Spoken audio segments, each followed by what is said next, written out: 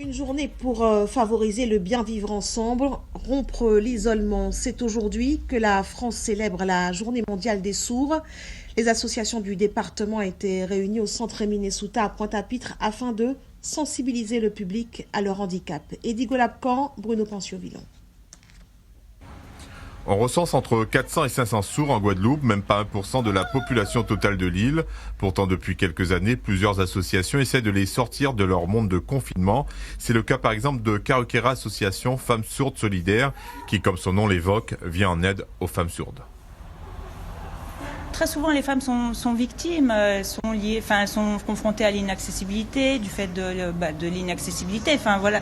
Et si, par exemple, elles ont besoin de faire des démarches au niveau de la police, porter plainte, ou une femme qui ne sait pas écrire forcément, là, on est là pour les accompagner, bien sûr, via interprète, s'il y a éventuellement une urgence.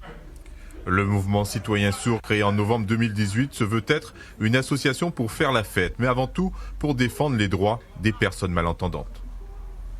S'il y a des soucis administratifs ou des choses concernant l'inaccessibilité, on organise des manifestations comme il y a lieu ces derniers temps pour obtenir concrètement que la loi soit appliquée à l'avenir, quoi. Le Guadallianage Soud a pris le pari de faire voyager les sourds de Guadeloupe, d'abord chez eux, ici même, et peut-être un peu plus loin, dans les îles avoisinantes.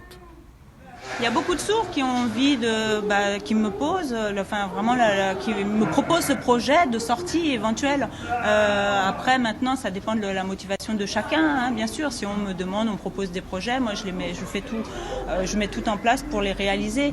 Après, là, c'est du fait de la nouveauté de cette association. Moi, je pense qu'il y a possibilité de faire plein de choses.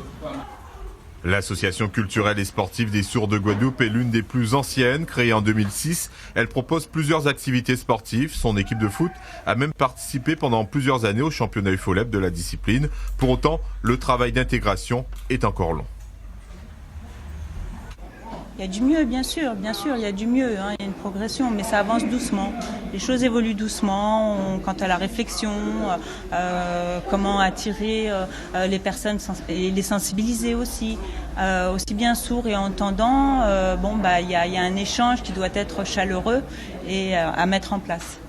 Une communauté sourde qui, sans faire de bruit, essaye de se faire une place dans cette société, mais une communauté sourde qui ne laisse pourtant pas indifférent. Je suis moi-même formatrice dans le domaine sanitaire et social et j'aimerais bien pouvoir apporter des informations, éclairer, aider. Il y a quelques années, du temps où j'étais jeune, disons, et ça n'existait pas.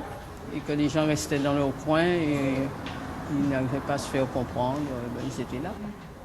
Le monde des sourds n'est donc plus celui du silence, il s'ouvre aux autres, à nous de les entendre.